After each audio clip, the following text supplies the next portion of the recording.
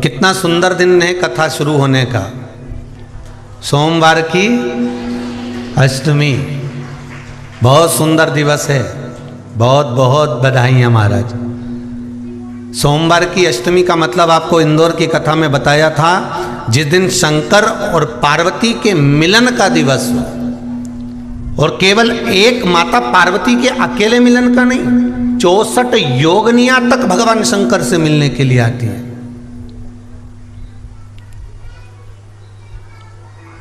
चौसठ योगनियां। कहते हैं भगवान के जितने जितने विवाह हुए थे ना, उमा से, सती से, कात्यायनी, कुष्मांडा, चंद्रघंटा, स्कंदा, ये जितने जितने जितने भगवान के विवाह हुए थे, अनेक अनेक उमा आदि आदि जितनी भी भगवान की जो मंगल विवाह हुए थे, सारी माता पार्वती के जितने अंश हुए हैं, माता पार्वती के जितने स्वरूप हुए हैं, ये सारे स्वरूप, सारे अंश माता पार्वती के। ये सोमवार की अष्टमी के दिन भगवान शंकर के मंदिर में आकर शिवजी के सम्मुख में बैठकर उस जलाधारी के नज़दीक में, जहाँ शंकर जी का शिवलिंग होता है, उस जलाधारी के पास में उस दिन केवल पार्वती जी का हस्त कमल नहीं होता, स्वयं माँ जगतजननी अपने कामन रूप में 64 योगनियाँ और शक्तियाँ सारी की सारी आकर उस जलाधारी के पास में विराजमान हो जाती हैं। और शंकर जी पे जो जल चढ़ता है वो देवियाँ ग्रहण कर कर शिव को अपना आनंद सुख प्रदान करती हैं। इसलिए कहते सोमवार की अष्टमी का महत्व बड़ा है, बहुत प्रबल महत्व।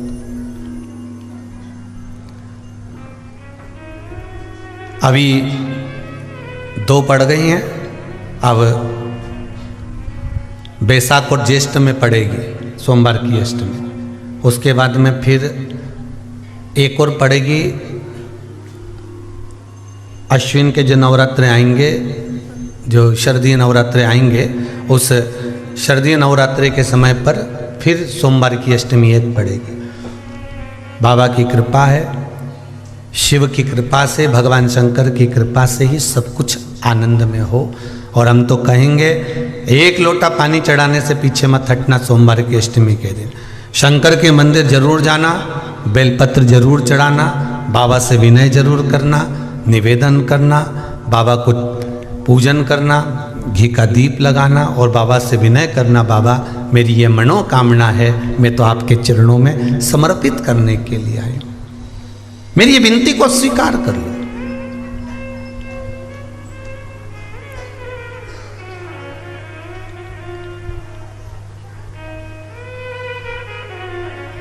तेरे दरबार की बाबा निराली शान देखी, तेरे दरबार की बाबा निराली शान देखी है, तुझे देते नहीं देखा पर झोली भरी देखी है। बाबा कभी मैंने आपको देते हुए नहीं देखा, पर तेरा भजन करने वाला, तेरा स्मरण करने वाला, तेरा कीर्तन करने वाला, तेरा मंत्र जाप करने वाला, तेरा नाम जाप करने वाला, तेरी भक्ति में डूबने वाला कभी खाली तो नहीं रह सकता, कभी खाली नहीं रहेगा।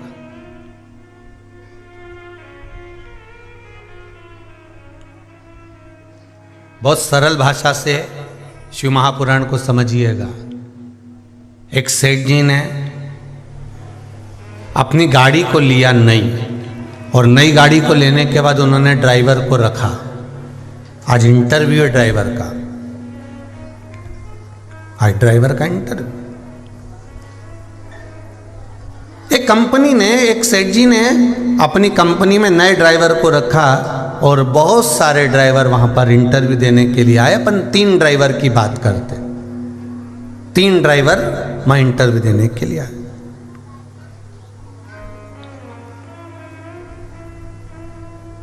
पहला ड्राइवर आया,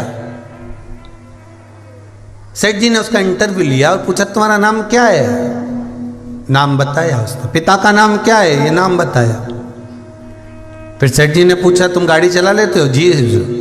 अच्छा, कुछ क्वालिटी है तुम में? हाँ। क्या क्वालिटी है? मैं भीड़ में भी 100 की स्पीड में गाड़ी चलाता हूं।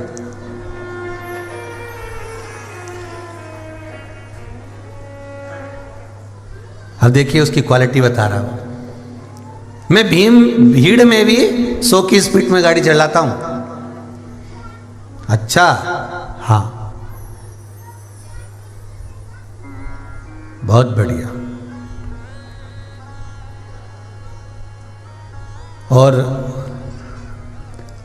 100 की स्पीड में गाड़ी चलाता हूं, प्रति घंटे की स्पीड में मैं घर पहुंचा सकता हूं। ठीक है, जाइए। दूसरा, ड्राइवर आया, सेठ जी ने पूछा तुम्हारा नाम, उसने नाम बताया, पता बताया, पिताजी का नाम बताया, कोई क्वालिटी, हाँ। मैं 16 फीट चौड़े गड्ढे को लांघ सकता हूं। 16 फीट गड्ढे को मैं गाड़ी के माध्यम से छलांग लगा सकता हूं। 16 फीट खड्डे को मैं कूद सकता हूं, मैं गाड़ी कूदा सकता हूं। ठीक है। अब तीसरे को बुलाया, उससे पूछा तुम्हारी क्वालिटी क्या है? मैं 40 की स्पीड में गाड़ी चलाता हूं, अपने परिवार को भी सेफ रखता हूं और जो मेरे साथ बैठा होता है उसके परिवार को भी सेफ रखता हूं और गाड़ी को भी मैं सेफ रखता हूं। मैं गाड़ी को भी सेफ रख रहा हूं। अब मैंने गाड़ी को भी सेफ रखा, जिसकी गाड़ी थी जो जा रहा था मेरे साथ में उनको भी सेफ रखा और मैंने अपने परिवार को भी सेफ रखा 40 की स्पीड में चलाकर। मेरे ओघड़दानी मेरे शंकर की कथा कहती है, बहुत सारे लोग आपको संसार में मिलेंगे, कोई कहेगा मेरे पास बैठ जा, मैं तुझको ऐसा चीज दे देता हूं कि तू 1 मिनट में करोड़पति बन जाएगा। ये 100 की स्पीड वाले हैं।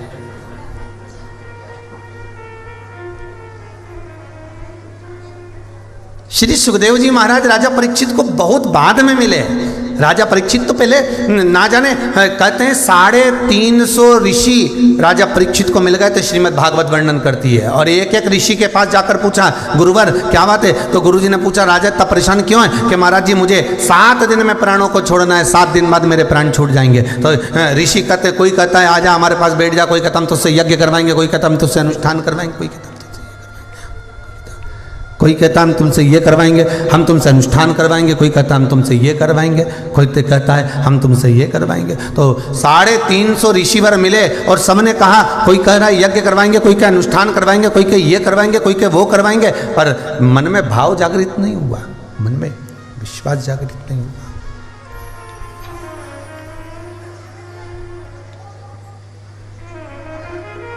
और जब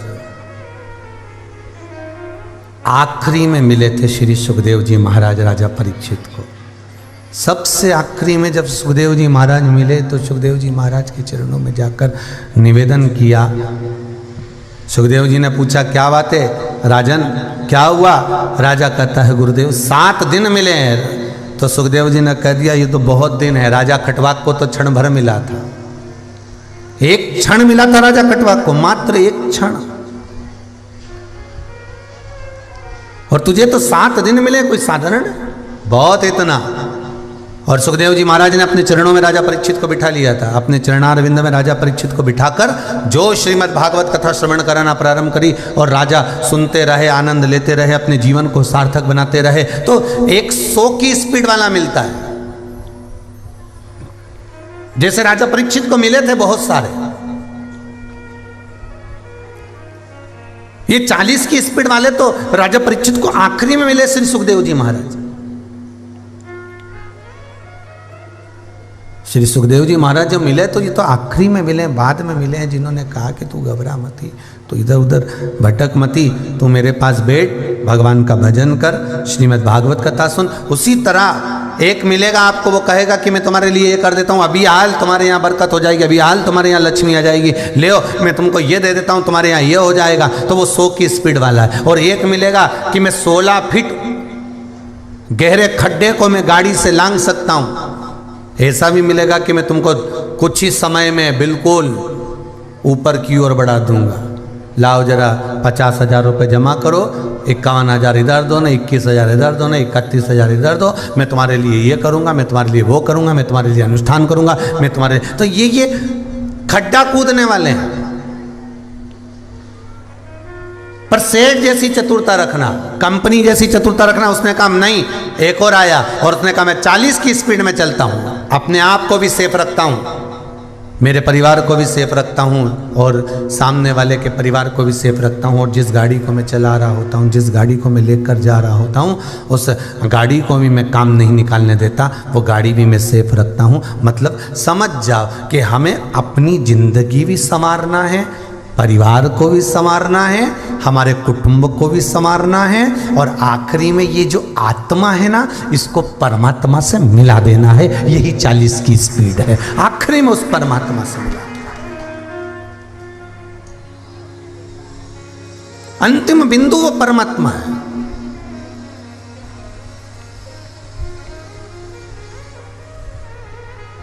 और इस आत्मा को परमात्मा तक लेकर जाने में थोड़ा समय लगेगा। इस आत्मा को परमात्मा तक लेकर जाने में थोड़ा समय लगेगा, क्योंकि ये मन बड़ा चंचल है, कैसे तेरा भजन करूं, बड़ा चंचल है। भगवान शिव की कथा करी, ओगरदानी त्रिकालदर्शी शिव, कैलाशी अविनाशी। भगवान शिव का चरित्र कह रहा है। महाराज शिव महापुराण की कथा कर रही है कि ये जो भगवान शंकर कैलाश अधिपति मेरे शिव का जो पावन चरित्र है, शिव महापुराण की कथा है, जो भगवान शंकर कैलाश पर विराजमान है।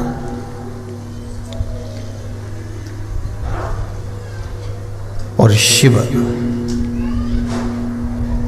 भले विष पी गए हों, मेरे शंकर भले विष पी गए, मेरे उगरदानी मेरे शंकर भले विष पी गए, पर मेरे शंकर का जो स्वरूप है, मेरे शिव का जो स्वरूप है, वो महामृत्युंजय है।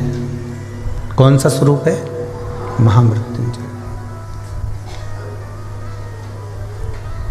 मृत्यु पर विजय प्राप्त कर लेना और अपने जीव को, जो शिव का स्मरण करने वाले हैं, शंकर का अनुमोदन करने वाले हैं, शंकर की भक्ति में डूबने वाले हैं, इनको अभयता प्रदान कर देना केवल शिव ही कर सकते हैं, केवल शंकर ही कर सकते हैं। अकाल मृत्यु वो मरे जो काम करे चंडाल का, काल उसका क्या बिगाड़े जो भक्त हो महाकाल का।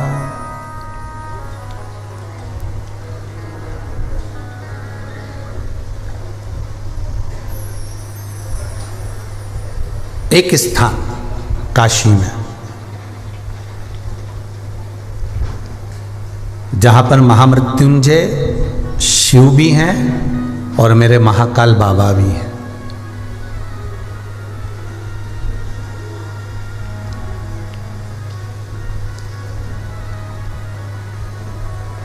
काशी का महामृत्युंजय मंदिर,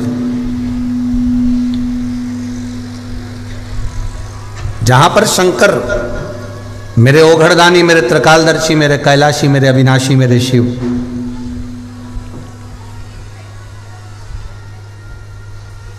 महामृत्युंजय के रूप में विराजमान।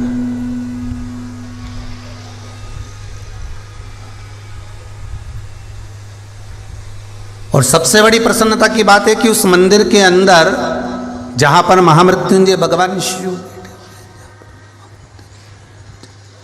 जहां भगवान महामृत्युंजय शंकर भी बैठे हुए हैं और जहां पर महाकाल बाबा भी बैठे हुए हैं, दोनों।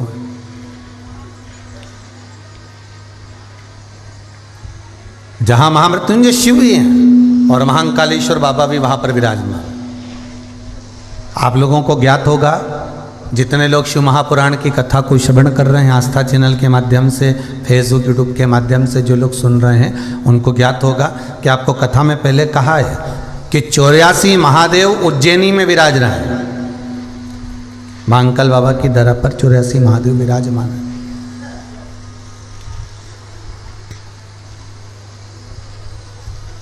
और काशी की धरा पर 12 ज्योतिर्लिंग विराजमान। कभी आप लोग अगर जाएं ना काशी, तो वहां पर आप जाकर बोलना कि हमको 12 ज्योतिर्लिंग के दर्शन करना है, तो अलग अलग जगह पर आपको कहीं मल्लिकार्जुन, कहीं महाकाल बाबा, कहीं सोमनाथ जी, कहीं नागेश्वर जी, कहीं भीमाशंकर, कहीं वैद्यनाथ जी, कहीं त्र्यंबकेश्वर जी, कहीं केदार जी।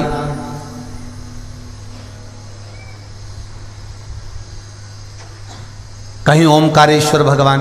आपको मत पूरी काशी में जैसे वर्णन करा कि उज्जैन की धरा पर 84 महादेव विराजमान है, उसी तरह काशी की धरा पर 12 ज्योतिर्लिंग विराजमान।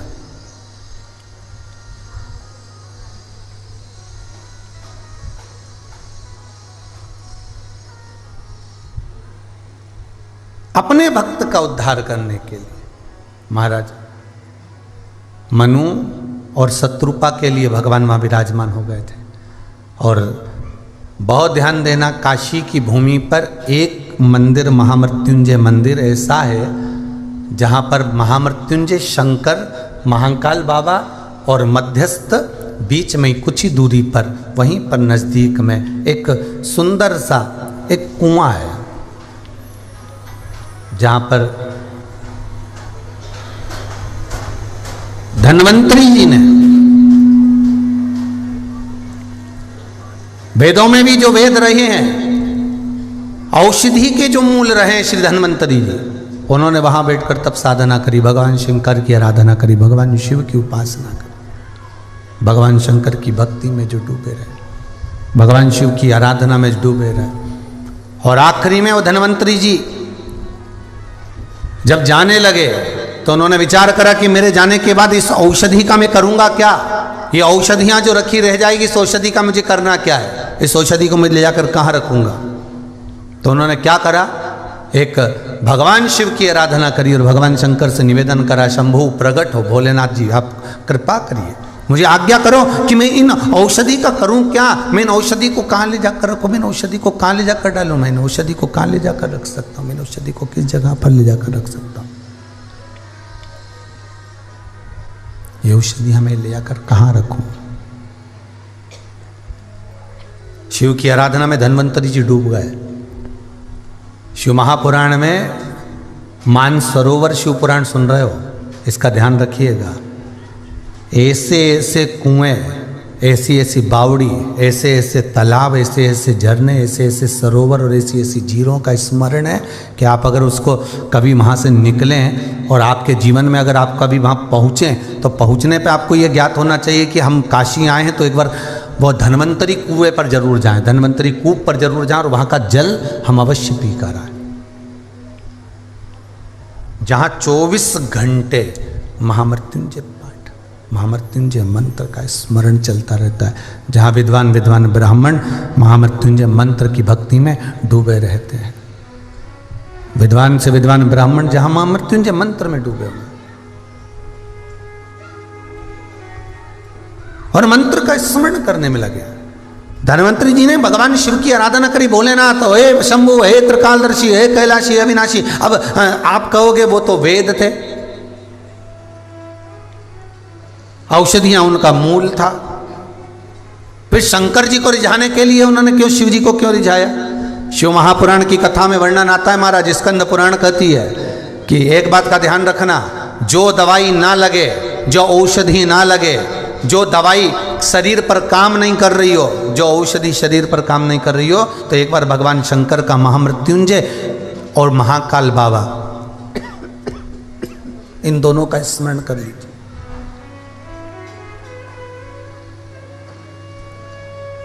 महामृत्युंजय और महाकाल बाबा इन दोनों का स्मरण कर लीजिए। कौन कौन से बाबा का करना है जरा जम के बोलिए। महामृत्युंजय और महाकाल बाबा का स्मरण कर लीजिए, और दोनों का स्मरण कर कर जो औषधि शरीर को नहीं लग रही है, जो औषधि तुम्हारे शरीर को नहीं आ रही है, शरीर पर काम नहीं कर रही है, उस औषधि को आप लेकर मृत्युंजय भगवान, महामृत्युंजय भगवान भोलेनाथ का और महाकाल बाबा का स्मरण कर कर फिर औषधि को खाइए। महाराज वो औषधि काम करना प्रारंभ कर देगी। वो औषधि कार्य करना प्रारंभ कर देगी। औषधि में भगवान शंकर मूल है, मेरे शिव मूल है। शंभो शरणे पड़ी मांगू घड़ी रे घड़ी, दुख काटो दया करी ने दर्शन। औषधि में शिव मूल है, औषधि में शंकर मूल है। महाराज धन्वंतरी जी ने भगवान शिव की आराधना करी, धन्वंतरी जी ने भगवान शंकर की आराधना करी। हे भोलेनाथ, हे त्रिकालदर्शी, हे कैलाशी, हे अविनाशी, हे शिव करुणा करिए बाबा। हे भोलेनाथ करुणा करो। तब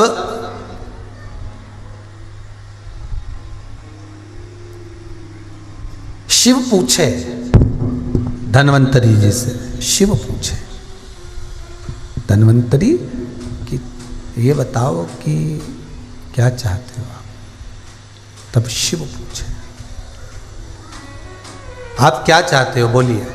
धन्वंतरी जी ने कहा कि ये इतनी सारी औषधियां हैं, दुनिया के लोग तो इसको पहचान नहीं पाएंगे। आप जिस रास्ते से निकल कर जाते हो, चाहे आप कुबेरेश्वर धाम से इंदौर जाओ, चाहे उज्जैन जाओ, चाहे आप भोपाल जाओ, चाहे आप इछावर जाओ, चाहे आप भवानी मंडी जाओ, तुम्हारी मर्जी पड़े जहाँ जाओ, पर रास्ते के बीच में कितनी औषधियाँ लगी होती हैं, कितनी दवाइयाँ लगी होती हैं, आपको क्या मालूम है? अगर आप परखैया नहीं, आप पहचानते नहीं, तो आपको थोड़ी ना मालूम होगा।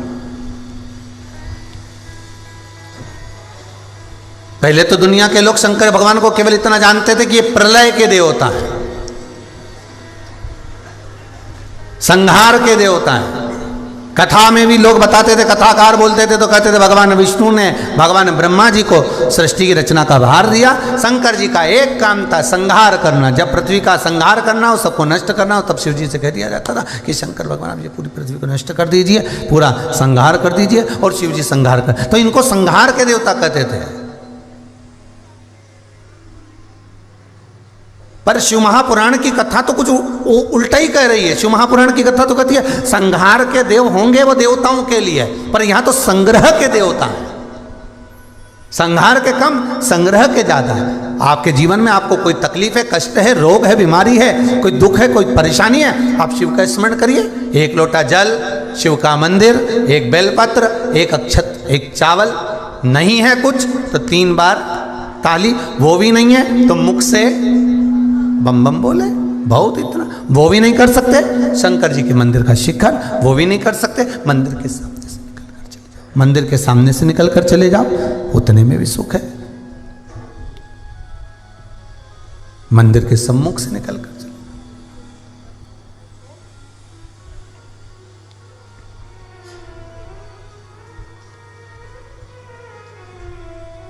महाराज धन्वंतरी जी पूछ रहे हैं कि मेरी ये औषधियाँ, मेरी जो इतनी औषधि रखी हुई है, इतनी सारी औषधियाँ रखी हुई हैं, इन औषधियों का मैं करूं क्या? इन औषधियों का मुझे क्या करना है? तब भूत भावन भूतेश्वर ने, मेरे शंकर ने, मेरे महाकाल बाबा ने, मेरे महामृत्युंजय बाबा ने कह दिया एक कूप का निर्माण हम करते हैं, आप इसमें सारी औषधियाँ डाल दीजिए। जैसे मेरे भरत लाल जी ने, भरत भगवान ने, मेरे राम जी के छोटे भाई श्री भरत जी महाराज जितने सरयू सरोवर, जितने कुंड बावड़ी तालाब, सबका जल अपने राम जी महाराज के अभिषेक के लिए लेकर गए थे चित्रकूट में, और कहा था भैया मैं आपका अभिषेक करना चाहता हूँ। भगवान ने मना कर दिया कि मेरा अभिषेक तो मेरे पिताजी ने कर दिया, मुझे वन जाना है और वन जाऊँगा, आप मुझे रोकिए नहीं। आपको दिया है राजगादी, आप उसे संभाल लीजिए, पर मैं इतना राज सामान लेकर आया हूँ, राजगादी पे बिठाने का इतने सारे जल लेकर आया हूँ, इतनी सारी सामग्री लेकर आया हूँ, इसको मैं क्या करूँ, कहाँ ले जाऊँ? तब कहा कि आप एक कुएं के अंदर इसको डाल दीजिए। तो वो कूप का नाम क्या पड़ गया? भरत कूप। आप लोग जब चित्रकूट जाएं तो दर्शन करके आना, भरत कूप। धन्वंतरी जी ने कहा कि मैं इतनी सारी जो औषधियां हैं, इतनी सारी जो औषधियां, इन औषधियों का क्या करूं, इन औषधियों को कहाँ ले जाके डालूं, इन औषधियों का करना क्या है। भगवान ने कहा एक कूप का निर्माण कर देता हूं, इस कूप के अंदर इन औषधियों को डाल दिया। धन्वंतरी देव ने सारी औषधियां उस कुएं के अंदर डाल दी और भगवान शिव का स्मरण कर कर कहा, बाबा कृपा करना, केवल मैंने औषधि नहीं डाली है, जनमानस के विश्वास को ले जाकर इसमें डाला है। जिस विश्वास से लोग इस जल का आचमन करेंगे वैसा वैसा इसका रोग मिट जाएगा। आज भी काशी में धन्वंतरी कूप है महाराज, धन्वंतरी।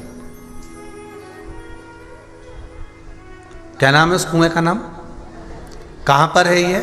महामृत्युंजय मंदिर में, जहाँ पर मेरे महामृत्युंजय भगवान और मेरे महाकाल बाबा दोनों विराजमान हैं, उसके मध्यस्थ धन्वंतरी कूप है। इस कुएं का सबसे बड़ा एक, लोग कहते हैं गुरुजी आप कहते हो कि दुनिया में चमत्कार देखना तो जाओ ना, थोड़ा बहुत काशी में भी जाओ।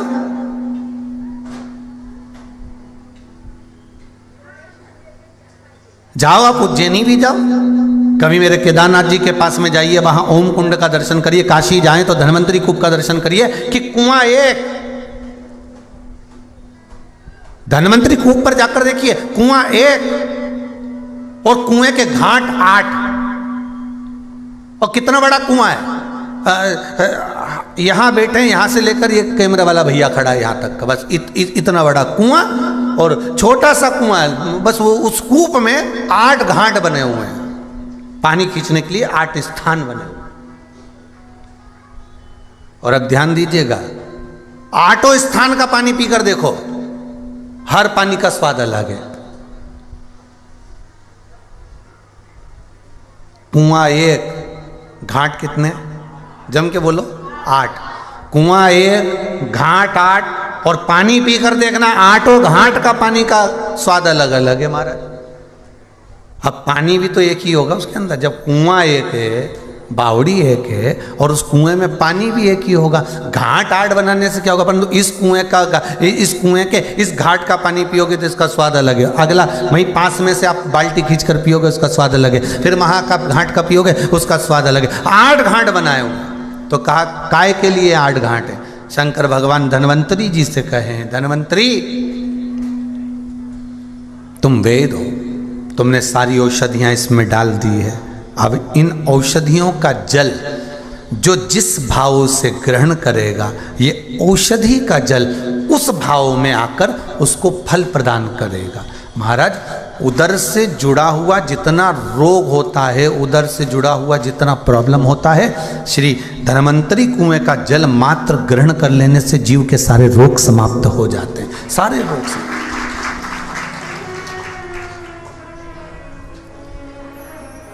धन्वंतरी कूप।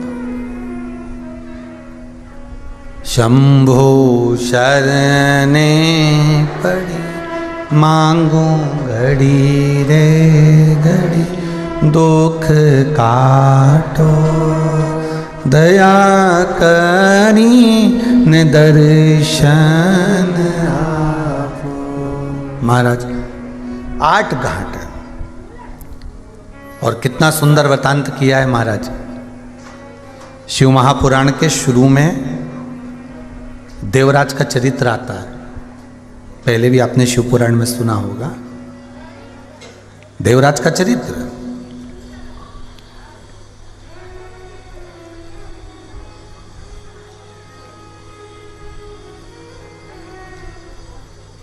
देवराज की जो धर्मपत्नी थी, कौन देवराज?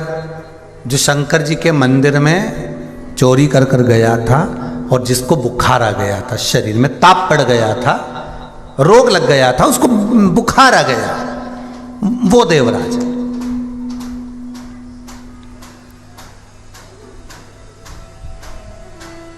उसकी धर्मपत्नी शोभावती।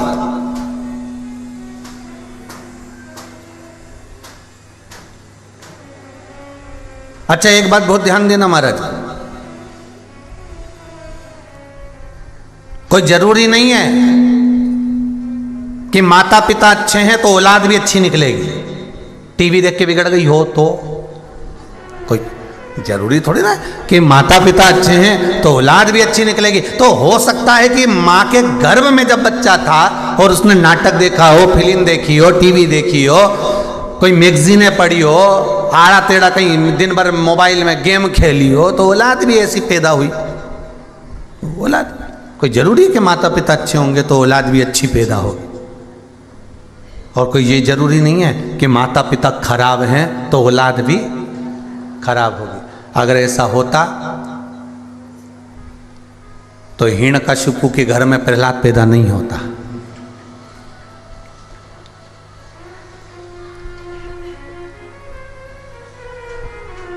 रावण की उस नगरी में विभीषण नहीं रहता, राम जी की अयोध्या में कैकेयी नहीं रहती। कोई जरूरी है?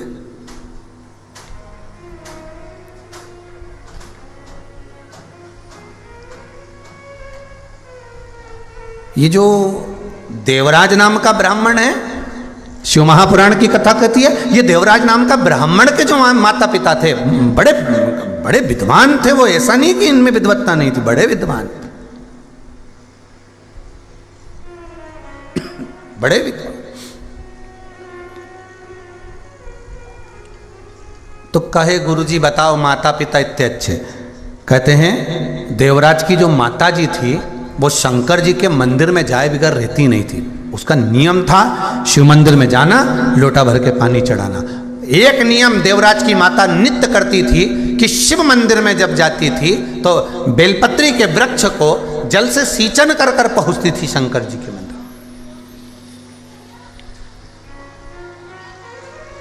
जल से सींचन कर कर बेलपत्री के वृक्ष को सींच कर फिर भगवान शिव के मंदिर में जाती थी। हम कई बार आपसे कह चुके हैं, अगर आप शंकर जी के मंदिर नहीं जा सकते, आप शिव के दरवाजे नहीं जा सकते, आप शंकर की चौखट पर नहीं जा सकते, तो अपने घर के पास में कोई पीपल का वृक्ष हो, कोई बेलपत्री का वृक्ष हो, कोई आंवले का वृक्ष हो, आपके घर के पास में कोई अच्छा फलदार वृक्ष हो या कोई पूजनीय वृक्ष हो, उसमें भी अगर आप जल चढ़ा रहे हैं तो उसका भी फल आपको प्राप्त होगा।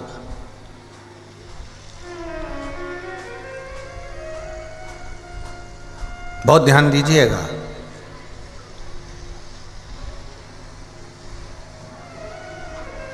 एक सेठ जी ठंड में एक भिखारी को, एक भिक्षुक को कम्बल उड़ा रहे थे। अब भिक्षुक ने कम्बल ओढ़ लिया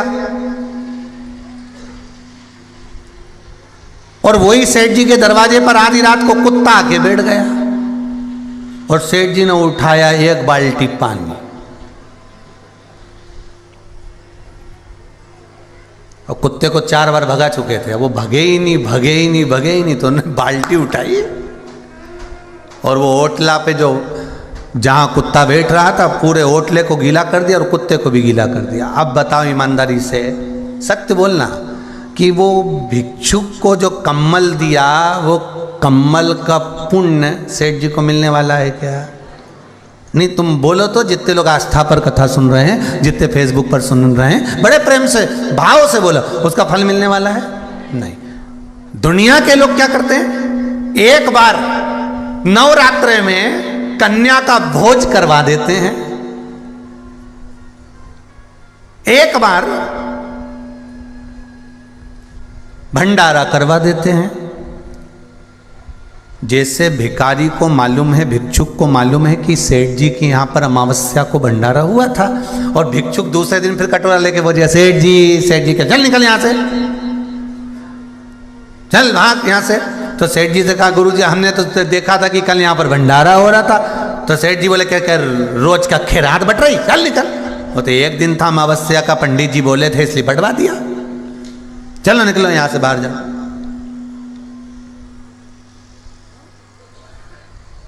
अब अमावस्या को नर्मदा जी नहा रहे, गंगा जी नहा रहे, पूर्णिमा को जाके नर्मदा गंगा सरयू सब नहा रहे और क्या सोच रहे कि अब तो मेरा पाप कट गया। और घर पे जैसे ही आए फिर पाप में लग गए, फिर झूठ छल बेईमानी कपट प्रपंच, फिर वही क्रम लग गया। अब बोलो जी, गंगा नहाए का कोई फायदा हुआ है?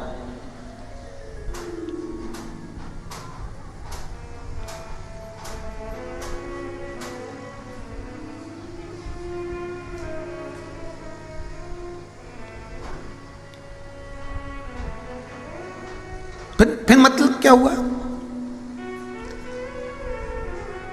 कभी प्यासे को पानी पिलाया नहीं, बाद अमृत पिलाने से क्या फायदा।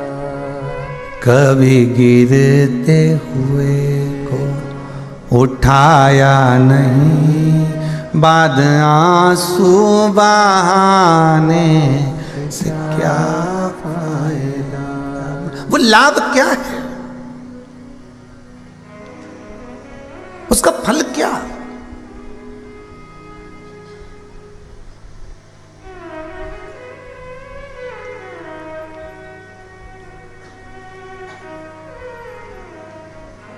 एक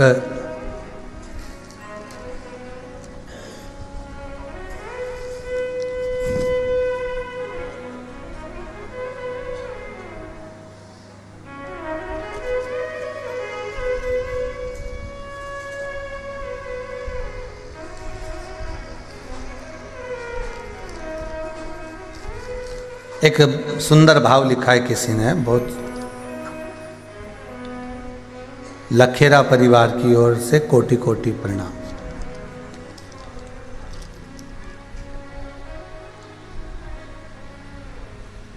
गुरुजी, मेरी नातिन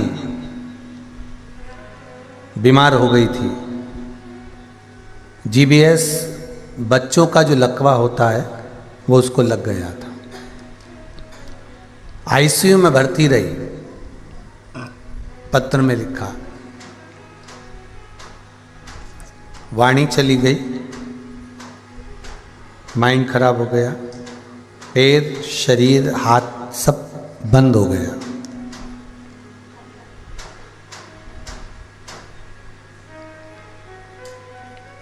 शिव महापुराण में सरसों के तेल का एक महत्व सुना था लकवे का। वो उपाय किया, पशुपति व्रत किए। पहला व्रत जैसे ही पूर्ण हुआ गुरुजी, बच्ची ने बोलना प्रारंभ कर दिया। पत्र में लिखा। दूसरा व्रत हुआ, बेटी ने हाथ से काम करना प्रारंभ करा। और तीसरा व्रत हुआ तो बेटी खुद उठकर बैठ गई और चलना प्रारंभ कर दिया। ये पत्र है। शिव कृपा किसको कहते हैं? शंकर दया किसको कहते हैं? महाराज, अगर हमारा विश्वास दृढ़ है, हम भगवान के चरणारविंद का रसस्वादन ग्रहण कर रहे हैं, हम भगवान शंकर के चरणों में अपनी चित्त वृत्ति को लगा रहे हैं, अपनी चित्तवृत्ति को अगर हम भगवान शिव में लगा रहे हैं। और फिर निवेदन करूंगा, कोरोना महामारी की तीसरी लहर का वर्णन चल रहा है, तीसरी लहर चल रही है। सारा राष्ट्र कई हजार लाख केस निकलते जा रहे हैं और निवेदन केवल इतना है कि सतर्कता रखना, शंकर को मत भूलना, शिव की भक्ति को मत भूलना, शंकर के स्मरण में डूबे रहो। किसी ने कहा, गुरुजी अगर आपकी कथाएं लगी हुई थी, आगे से आगे कथाएं थी, अगर यजमान लोग अगर वहाँ पर कथा करवा रहे थे, ऑफलाइन कथा हो रही थी, सब अपने अपने नगर में करवा रहे थे, तो कैंसिल हो गई होगी, तो फिर अपन कथा काहे को करें, क्या करना। ये कथा केवल इसलिए कर रहे हैं कि आप अगर घर में हैं तो हिम्मत मत हारना। ऐसी कई रोग, कई बीमारियां, तो ये संसार है, चलता रहना है। पर हिम्मत अगर हार गए तो फिर पिछले कोरोना में लोग को जरा सा कुछ हुआ और उनकी जो हिम्मत हारी, प्राण उसने ले लिए। वो रोग से जितने नहीं मरे, जितने घाव, हृदय के घाव से मर गए। बस केवल अचंभा, आश्चर्य, मुझे रोग हो गया, बीमारी हो गई, ये हो गया, और भीतर भीतर भीतर भीतर अकेलापन महसूस करते करते करते करते अकेला ही चले गया।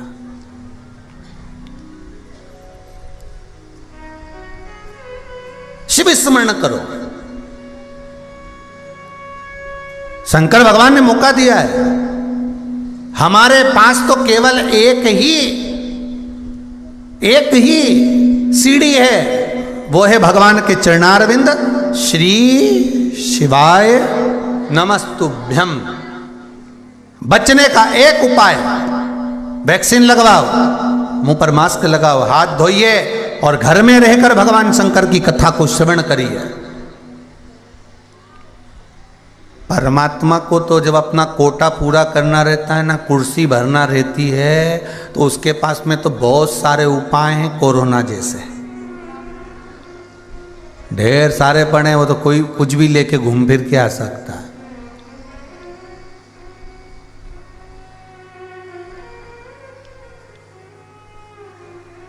कभी भी आ सकता। तो अपने को शिव स्मरण, श्री शिवाय नमस्तुभ्यम जपते रहो। धन्वंतरी जी ने एक शब्द कहा है आखिरी में, जब धन्वंतरी कूप में सारी औषधियां डाली तब एक शब्द कहा शंकर भगवान के सम्मुख में। इधर महाकाल बाबा, इधर महामृत्युंजय बाबा, और बीच में खड़े होकर धन्वंतरी जी कहते हैं कि मेरे जीवन की औषधियां मैं इस कूप में देकर जा रहा हूं। पर एक बात कहना चाहूंगा, धन्वंतरी जी कहते हैं कि कुएं में तो मैंने औषधि डाल दी है, पर सबसे बड़ी औषधि है शंकर का नाम। जो जप लेता है वो रोग से मुक्त होते चले जाता है। धन्वंतरी जी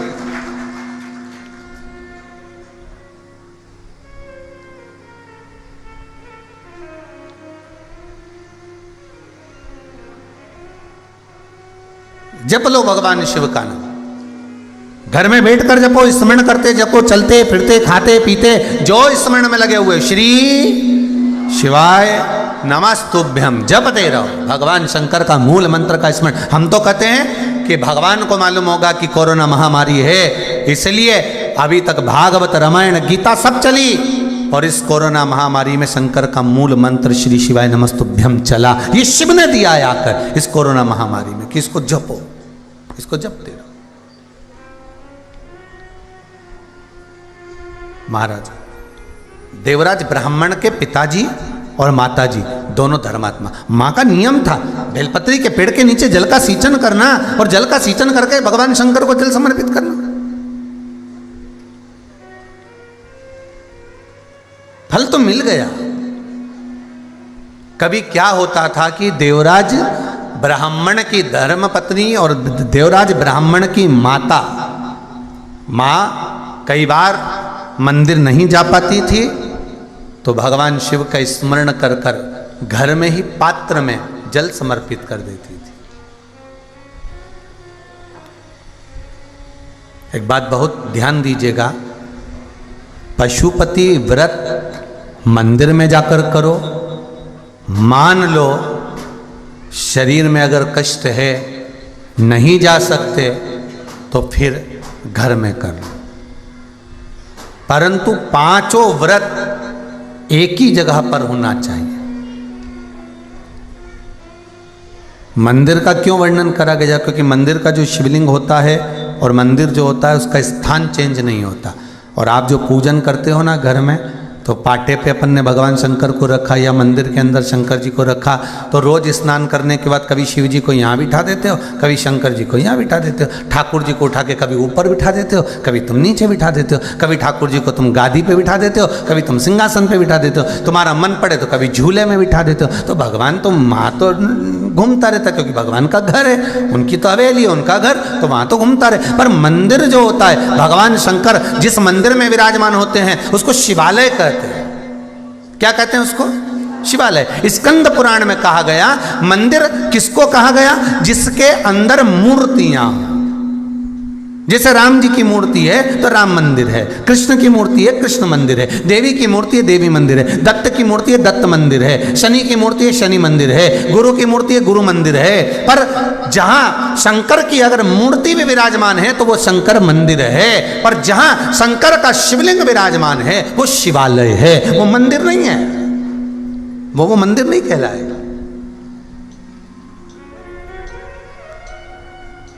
आप कभी अगर कुबेरेश्वर धाम पर आए तो यहां पर कभी मत कहना कि यहां शंकर का मंदिर है, यहां तो आप कहना शिवालय है, कुबेरेश्वर धाम है। यहां शंकर का मंदिर नहीं है, यहां शिवालय है।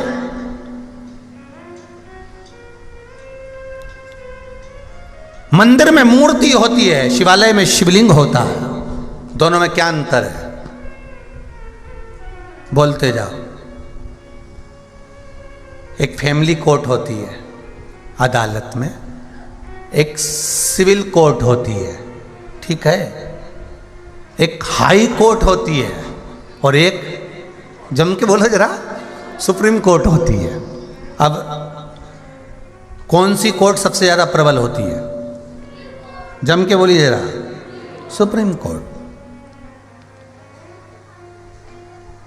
मंदिर में भगवान का दर्शन करिए, प्रणाम करिए, निवेदन करिए, श्रीफल चढ़ाओ, पूजन करो, सब मंदिर में जाओ, अर्चना करो, निवेदन करो, पर शिव मंदिर नहीं। जहाँ शंकर का शिवलिंग है वो शिवालय है, वहाँ पर आप कुछ चढ़ाएं ना चढ़ाएं, बस जैसे ही आप वहाँ पहुँचे तो आपको शंकर के शिवलिंग के सामने पहुँचते ही आपके दुख कटना प्रारंभ हो जाते हैं। बस पहुँचते ही दुख कटना प्रारंभ।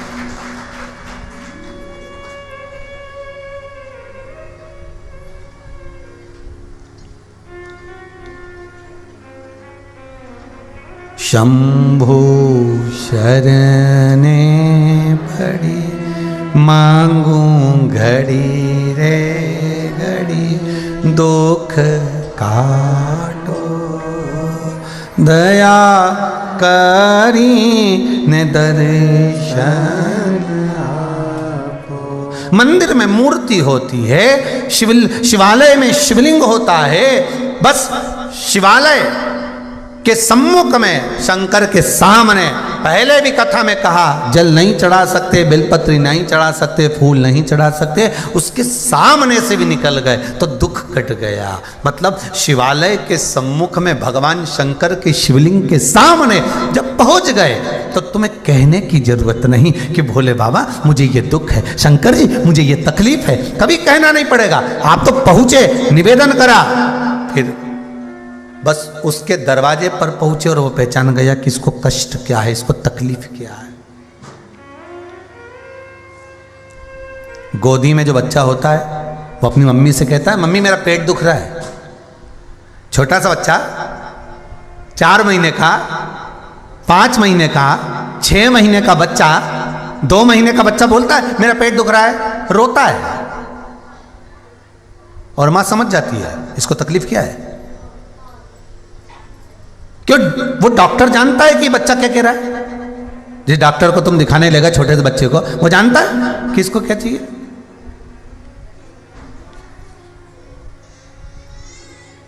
कोई जानेगा नहीं, पर छोटा बच्चा रोता है और मां समझ जाती है कि इसको नजर लगी है, कि इसका पेट दुख रहा है, कि इसका हाथ दुख रहा है, कि इसका पांव दुख रहा है। छोटा बच्चा को देखकर मां जान जाती है। उसी तरह हमारे माता पिता बच्चे को देखकर पहचान जानते हैं कि इसको तकलीफ क्या है। डॉक्टर हाथ, उसका चेहरा देखकर पहचान जाता है कि इसको तकलीफ क्या है। मेरे शंकर के शिवलिंग के सामने जाते से ही मेरा शंकर पहचान जाता है कि इसको तकलीफ क्या है, वो तुरंत जान जाता है। उसके सम्मुख में पहुंचे और वो पहचान गया।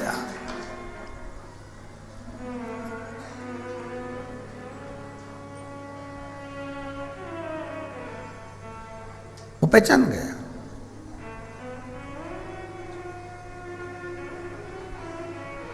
वैश्य है मंगल मंगलकारी, वैश्य है मंगल मंगलकारी, अवधूत रूप तुम्हारा, अवधूत रूप तुम्हारा, भोला सब दुख काटो मारा, ओ भोला सब दुख काटो।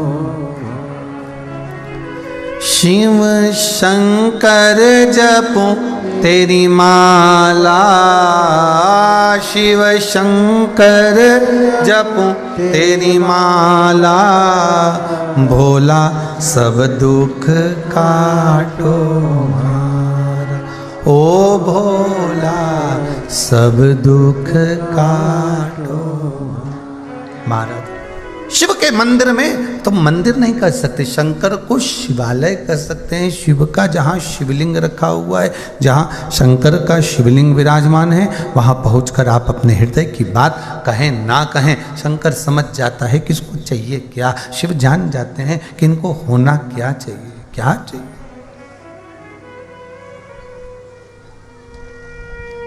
तो आप शिव के मंदिर जब भी जाएं तो क्या कहेंगे? मंदिर नहीं, क्या है?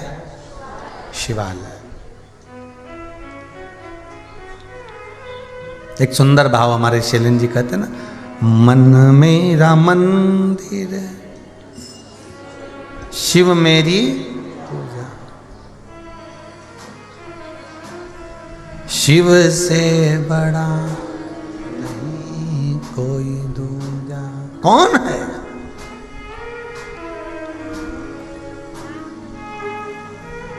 इस मन को, चित्त को, वृत्ति को, इसीलिए कहते हैं शिवालय बनाओ। शिवालय का मतलब क्या होता है? दूसरे के दुख को देखकर दुखी हो जाना और दूसरे के सुख को देखकर सुखी हो जाना।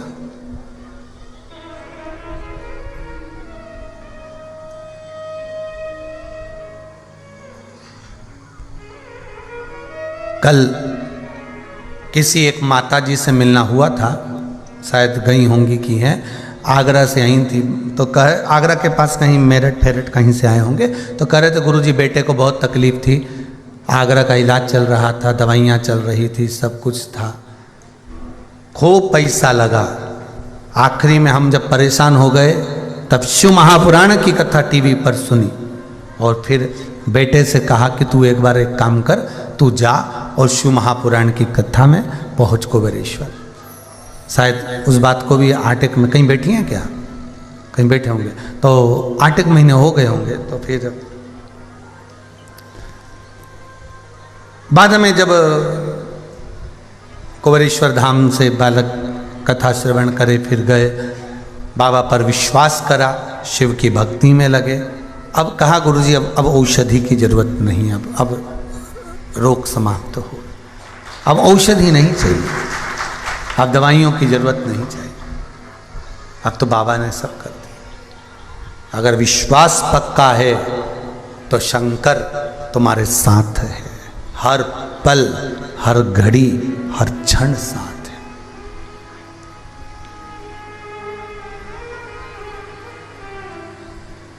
एक किसी ने लिखा है,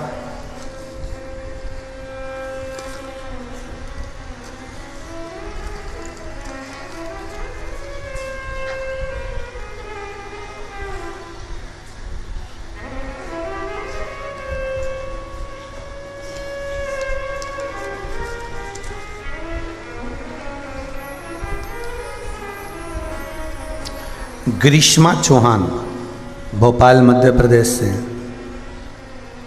इन्होंने लिखा है,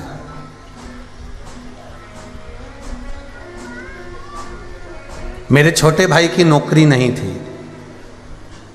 बैठी होंगी कहीं, ध्यान में होगा, और कई सालों से वो प्रयास कर रहा था।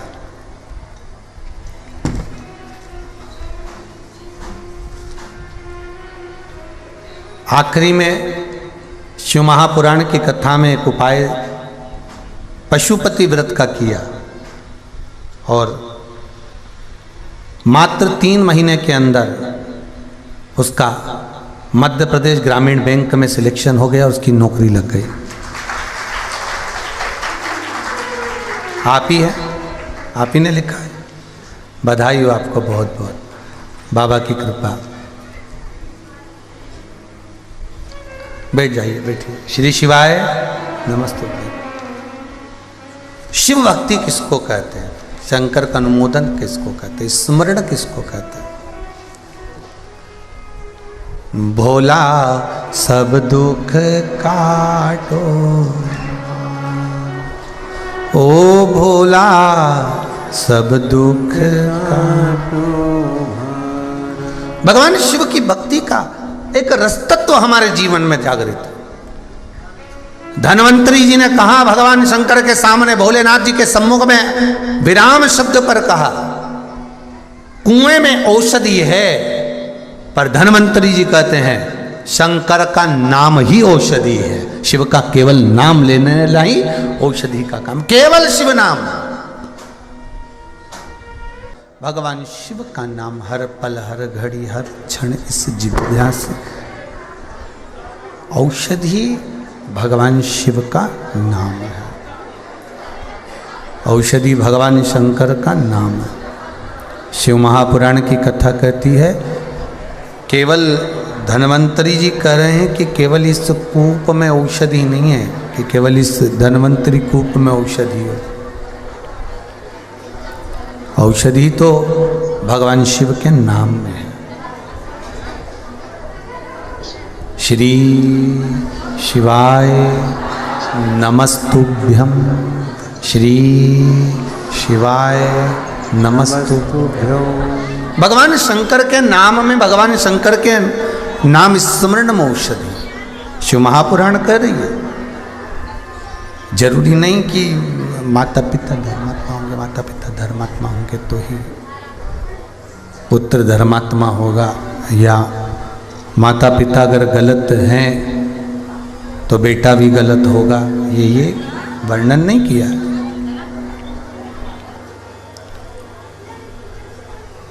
शिव महापुराण की कथा कह रही है, देवराज ब्राह्मण की जो माता जी थी वो जल भरकर बेलपत्री के वृक्ष का सींचन कर कर शंकर जी पे जल समर्पित करती, और शंकर जी को जल समर्पित कर कर तब भगवान शिव भक्ति का स्मरण करते।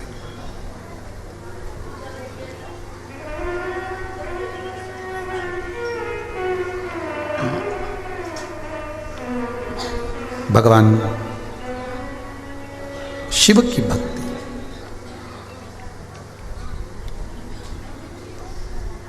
भिक्षुक को तो उड़ा दिया कम्मल और कुत्ते पे डाल दिया पानी।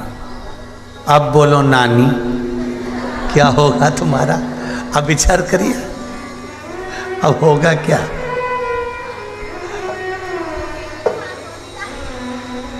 एक तरफ तो हमने कह दिया कि हमने बहुत सारा पुण्य करा, पर पाप की श्रृंखला और पुण्य की श्रृंखला दोनों की पट्टियां अगर खोली जाएगी ना महाराज, तो दोनों में सबसे ज्यादा निकलने वाले क्या हैं? पाप निकलने वाला। कि मेरा अवगुण भरा शरीर दयालु कैसे तारोगे, मेली चादर झीमर झीर प्रभु जी कैसे तारोगे। ये अवगुणों से भरा हुआ है।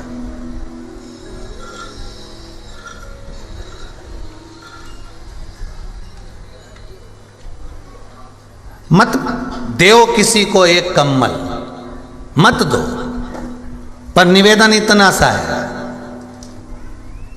कि किसी का कम्मल भी मत छुड़ाओ, मत दो आप किसी को।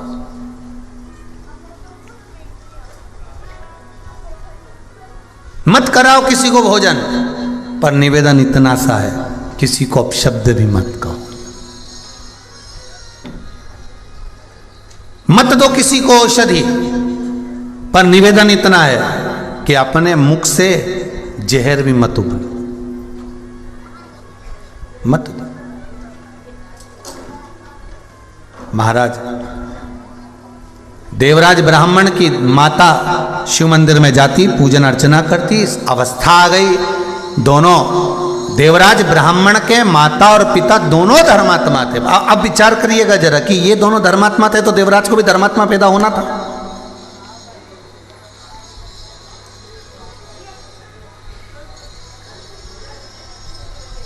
देवराज को भी धर्मात्मा पैदा होना था। फिर देवराज ऐसा कैसे पैदा हो गया कि गलत संगति करता, गलत चीजों की दुकान लगाता, व्यापार गलत करता, गलत खाता, गलत के साथ रहता। चोरी करता। वो तो एक काम उसने अच्छा कर दिया था कि चोरी का सामान लेके शंकर जी के मंदिर में चले गया था और शिव जी के मंदिर में जाकर, शंकर जी के मंदिर में जाकर शिव पुराण की कथा चल रही थी। शंकर जी की उस पावन कथा को थोड़ा सा श्रवण कर लिया था और थोड़ा सा श्रवण कर कर उसने अपनी ज़िंदगी में बस वही थोड़ा सा पुण्य करा था। अच्छा, कहते हैं कि बुखार आ रहा था, ठंड लग रही थी, इसलिए मंदिर में जाकर छुपा था, भले छुपा था। माता पिता के द्वारा किया गया पुण्य सत्कर्म कहीं ना कहीं हमारे सामने आकर खड़े हो जाता है, ये बात का ध्यान रखना। आप जो सोमवार का व्रत करते हो, पशुपति व्रत करते हो, पूजन करते हो, अर्चना करते हो, सेवा करते हो, चाकरी करते हो, निवेदन करते हो, शिव मंदिर में जाकर एक लोटा पानी चढ़ाते हो, शंकर जी को एक बेलपत्र चढ़ाते हो, ये खाली नहीं जाता, कभी खाली नहीं जाएगा। आपका चढ़ाया हुआ एक लोटा जल, एक बेलपत्र, एक चावल का दाना, एक पुष्प आपके सामने कब आकर खड़ा होगा आपको मालूम नहीं पड़ पाएगा। विपदा की घड़ी में सम्मुख में आ जाएगा, सम्मुख में। आप जाओ तो शिव के द्वार,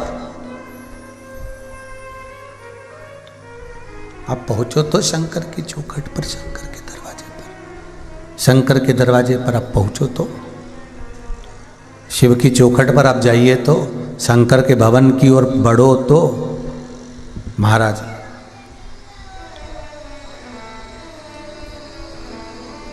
समय आया, देवराज जब बड़ा हुआ, शुरू में बचपन से ही वो गलत कर्म करता रहा, कहीं बच्चों को ले जाकर कुआं बावड़ी में फेंकता रहा, कहीं झूठ बोलता रहा, कहीं छल करता रहा, कहीं बेईमानी करता रहा, कहीं प्रपंच करता रहा, कहीं गलत गलत काम करता रहा, और आखिरी में जब सब काम गलत करते करते करते करते करते करते करते अंतिम में जब समय आया, फिर इसका जो है मंगल विवाह हो गया, और जिससे विवाह हुआ उस कन्या का नाम था शोभावती। क्या नाम था कन्या का? शोभावती। अच्छा, कई कई के नाम रहते तो अच्छे हैं भगवान की कृपा से कि ये शोभावती है, कितना जोरदार नाम है, ईमानदारी से बोले शोभावती। पर इनके क्या मालूम था कि केवल शोभा बढ़ाएगी, केवल अब नाम तो रखा है शोभावती, नाम भी रखा।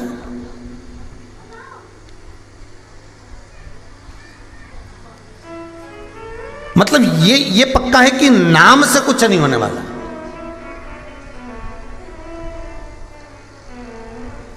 अब एक व्यक्ति का नाम था अमीर चंद, सुबह सुबह डलिया में उठा रहा हो तो गोबर, और पूछो नाम क्या है इसका? अमीर चंद। सुबह सुबह एक घर में एक माँ पोछा लगा रही थी, उनसे नाम पूछा, तुम्हारा नाम क्या है? लक्ष्मी। अब बताओ। तो यहाँ शिव महापुराण की कथा कर रही है, यहाँ नाम नहीं। मत बुरे कर्म कर बंदे वरना पछताएगा, भगवान की आंखों से तू बच नहीं पाएगा, तू बच नहीं पाएगा। यहाँ नाम नहीं है, यहाँ तो मूल है हमारा कर्म, यहाँ मूल है हमारे कर्म का खेल। यहाँ व्यक्ति ने जैसा कर्म करा है वैसा उसको फल मिलना है। जो पूर्व में कर आए हो वैसा भी आपको प्राप्त हो रहा है। अगर आज मंगल परिवार, गुप्ता परिवार, शर्मा परिवार ये कथा करवा रहा है, ये आज का नहीं, पुण्य की गुल्लक भराई है तब जाकर शिव महापुराण की कथा हो पाई है। कोई साधारण है क्या? पुण्य की गुल्लक भराई। महाराज जब पुण्य की गुल्लक भराई तब जाकर कहीं शिव महापुराण की कथा हो पाई। बड़ा बड़ा मुश्किल है।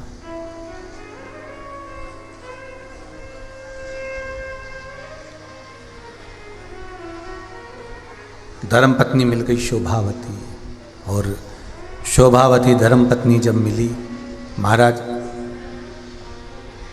शिव पुराण की कथा कहती है जैसी जैसा ये था, भगवान की कृपा से ऐसी ही जगदम्बा मिली।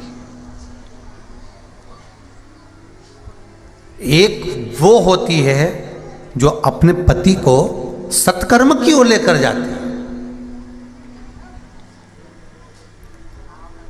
और कहीं कहीं की एक ऐसी आ जाती है जो सास ससुर अगर दान कर रहे हो, पुण्य कर रहे हो, सत्कर्म कर रहे हो, कथा भागवत करा रहे हो, स्मरण करा रहे हो, सत्यनारायण जी का पूजन करा रहे हो, मंदिर देवालय में जाकर अभिषेक पूजन कर रहे हो, तो एक अपने पति से कह देती है तुम्हारी मां के पास कोई काम नहीं, फालतू का चूना लगाना केवल। बस दिन भर वासियोर वाला महाराज और तुम्हारी अम्मा कथा ही सुनती रहे, और महाराज जी बताते रहे और ये करती रहे बस। अरे उस माँ के चरण पकड़कर धोख लगाना कि ना जाने कौन सा काल आने वाला था, उसने जाकर एक लोटा पानी शिव जी को चढ़ाया था, उससे वो काल टल गया था, उसको धन्यवाद देना। भगवान शंकर से जाकर निवेदन करना, विनती करना कि वाह मेरे घर के लोगों ने जो पानी चढ़ाया, जो फूल चढ़ाया, जो पुष्प चढ़ाया, जो बेलपत्र चढ़ाई, उसका सुख हमें प्राप्त हुआ, उनको जाकर निवेदन करो।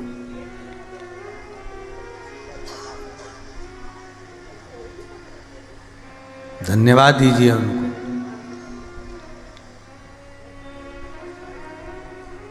मेरा निवेदन रहा है माताओं से, आज फिर करता हूं निवेदन आप सबसे, घर के पुरुष को, पति को घर का भरण पोषण करना है, परिवार को चलाने के लिए उसको झूठ बोलना पड़ेगा।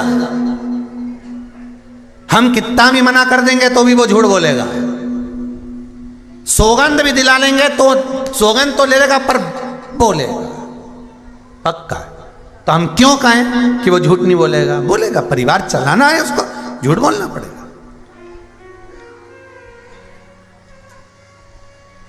थोड़ा ना थोड़ा दुकान करेगा, व्यापार करेगा, काम करेगा, नौकरी करेगा, सर्विस करेगा तो कपट भी करेगा।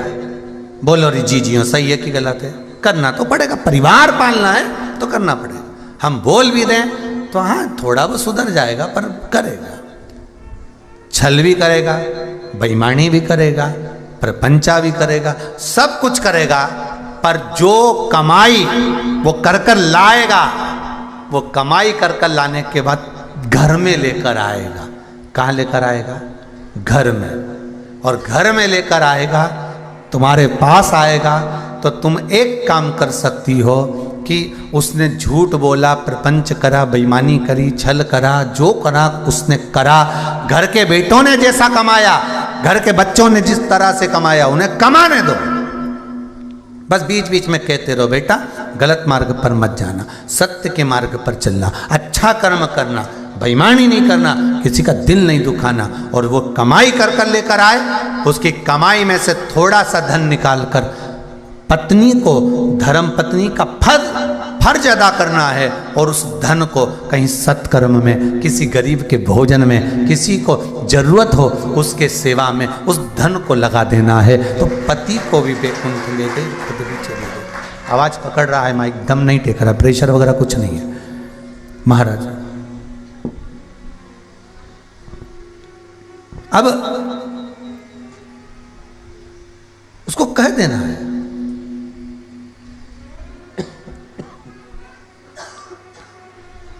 सत्कर्म की ओर लगाओ। पति का काम है वो करेगा, व्यापार भी करेगा, दुकान भी करेगा, जमीन जायदाद सत्ता सब उसको परिवार पालना है, सब कुछ करेगा, पर उस धन को पत्नी का फर्ज है, धर्म पत्नी का फर्ज है कि उसमें से उसको सत्कर्म में लगा, उसको सत्कर्म की ओर लेकर जाना, ये उसके ऊपर।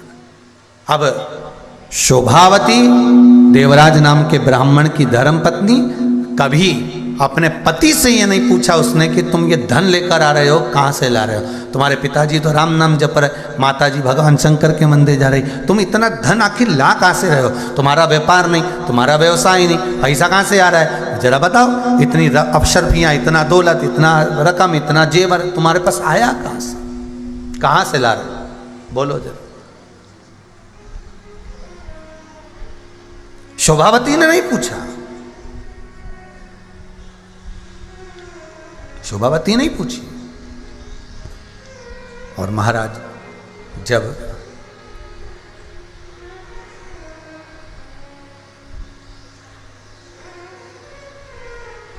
ताप पड़ा, चोरी का धन लेकर आया, शिव मंदिर में गया, शरीर में ताप पड़ा,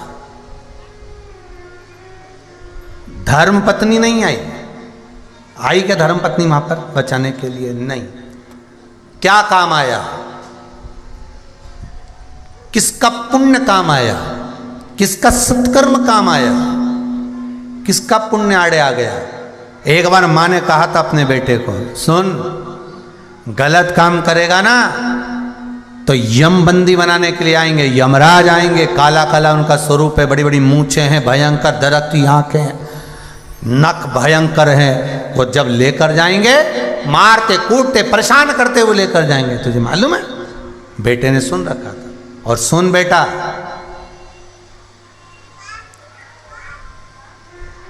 अगर गलत काम करेगा तो यमदूत परेशान करेंगे, यमदूत लेकर जाएंगे। तो आज देवराज नाम के ब्राह्मण के जब प्राण छूट रहे थे, तो ना तो काले चेहरे वाले थे, ना उनके नख बड़े थे, ना आंख अग्नि धधक रही थी, ना क्रोध था, ना भयंकर थे। कौन थे? जब देवराज के प्राण छूट रहे थे तो स्वयं भोलेनाथ नंदी लेकर खड़े थे, स्वयं शिव खड़ा हुआ, नंदी स्वयं शंकर, स्वयं शिव। मेरे ओ गर्दन। तब देवराज की आंख से आंसू बह रहे हैं। शिव महापुराण की कथा कहती है देवराज रो रहा है। रोते रोते उस देवराज ने, जो माता और पिता के प्राण छूट चुके थे, शंकर की आराधना करते करते जो मर चुके थे, उस देवराज ने अपनी मां को याद किया, अपने माता पिता का स्मरण किया। मां सामने आकर खड़ी हो गई। मामा होती है, सामने आकर खड़ी हो गई मां। देवराज रोते हुए बोला, मां तू तो कहती थी कि पाप करने वाले को यमदूत बंदी बनाते हैं, चेहरा काला होता है, आंख धधकती हुई होती है, नख बड़े बड़े होते हैं, भयंकर विकराल उनके दांत होते हैं, शूल जैसे उनके दंत होते हैं और वो काटने के लिए दौड़ते हैं। पर मां, मेरे प्राण छूट रहे हैं और मेरे सामने तो सफेद नंदी पर देवाधिदेव महादेव बड़े सुंदर बनकर आए हैं, मुझे लेने के लिए खड़े हैं। मां, ओ मां, मां, वो राक्षस, वो असुर, वो यमदूत कहां चले गए और ये सुंदर देवता यहां खड़े हैं। मां, तू तो कहती थी कि गलत काम करने वाले को असुर पकड़ कर ले जाते हैं, स्वयं यमदूत पकड़ कर ले जाते हैं, फिर मां ये देवता क्यों आए हैं? तब मां ने एक शब्द कहा, चित्रगुप्त महाराज बताएंगे।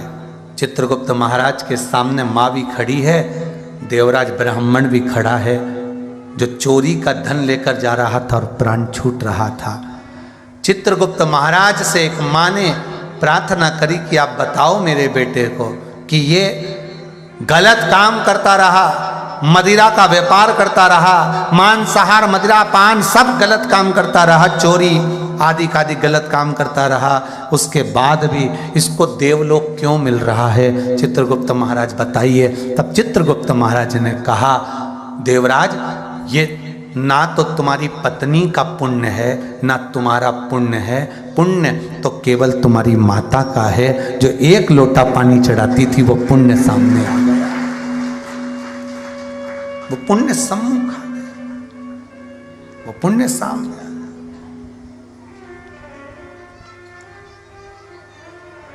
मेरी माताओं से मेरा निवेदन है, आपका एक लोटा पानी कभी खाली नहीं जाएगा, कभी एक बेलपत्र शिव जी को चढ़ाया हुआ खाली नहीं जाएगा, कभी शंकर को चढ़ाया हुआ एक फूल की पंखड़ी खाली नहीं जाएगी। शिव महापुराण की कथा आप जितने लोग आस्था चैनल पर सुन रहे हो, फेसबुक यूट्यूब पर मोबाइल पर सुन रहे हो, भले मोबाइल का डाटा खत्म हो जाए पर एक बात याद रखना, उसका डाटा कभी खत्म नहीं होगा तेरे ऊपर से, ये पक्का। ये पुण्य प्रबल है। पहले भी कथा में कहा, आप जितने भी भजन करते हो, दान करते हो, पुण्य करते हो, सत्कर्म करते हो, नाम जाप करते हो, तुम जितना व्रत करते हो, सारा व्रत, दान, पुण्य, संकीर्तन समाप्त हो जाएगा तुम्हारे मरते समय तक, हो सकता है। पर शिव की महापुराण की कथा अगर आपने भले टीवी पर सुनी हो, चाहे मोबाइल पर सुनी हो, चाहे बैठ कर सुनी हो, उसका पुण्य कभी समाप्त नहीं होता, वो बढ़ते चले जाता है, वो पुण्य कभी समाप्त नहीं होता, उसकी पुण्यता कभी क्षीण नहीं होती। तुम्हारे मरने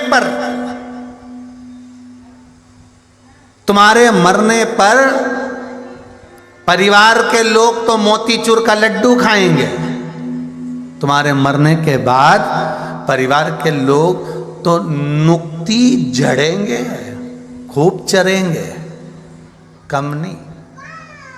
अच्छा, मरने के बाद संतों ने कहा था भक्ति झड़ना, क्या करना? भक्ति करना। किसी ने सुना नुक्ति करना। तो लोगों ने मरने के बाद भक्ति तो नहीं करी, नुक्ति जरूर करी है। मरने के बाद क्या बनाई? अरे बोलो तो जम के, नुक्ति ने सेव ने पूड़ी ने रायता और इसके बाद में आलू और मटर की सब्जी। पर तुम्हारे मुंडा में पानी काहे को आ रहा है? अब कहा था कि मरने के बाद भक्ति करना, तो कहीं की ने मशीन थोड़ी बाहर रह गई थी वो कान की, तो इनने कहा नुक्ति करना। तो वो भक्ति तो नहीं करी, वो नुक्ति कर दी। और एक कुंटल, 1.5 कुंटल ने 2 कुंटल की ने हमारा पूरा गांव जिमने आएगा, ने दादाजी मर गया। तो दादाजी मर गए तो नुक्ति तो करना पड़ेगी। तो कहा था भक्ति करना, तो 2 कुंटल की नुक्ति करते, उन्हें पूरा गांव के नुक्ति खिलाई। ने एक ने भी भक्ति नहीं करी, न राम नाम नहीं गाया, न कृष्ण नाम गाया, न शिव नाम गाया, न भगवान का भजन करा। और सब ने सवेरे उठते से ही, आज तो घर में रोटी मोटी नहीं बनी क्योंकि गांव में दादाजी निपट गए, सब लोटा ले लेने जो पहुंचे न सब यहाँ से वहां तक खूब नुक्ति झड़ी दिया, खा। और पूछते भी जा रहा है कितना कुंटल की बनवाई? 2 कुंटल की। 2 कुंटल की? हाँ, तो इतनी हो जाएगी? तो क्या? हाँ, पंडित जी बोले थे कि नुक्ति करना। अभी पंडित जी तो बेचारा बोला था भक्ति करना, इन्हें थोड़ी ना बोला कि नुक्ति करना। पर क्या करें, तुम नीचे, तुम्हारे मरने पर लोग नुक्ति खाएंगे। और अगर सत्कर्म कर कर चले गए, भजन कर कर चले गए, अच्छा काम कर कर चले गए, तो लोग तुम्हारी भक्ति का गुण गाएंगे, वो नुक्ति नहीं करेंगे, भक्ति का गुण गाएंगे।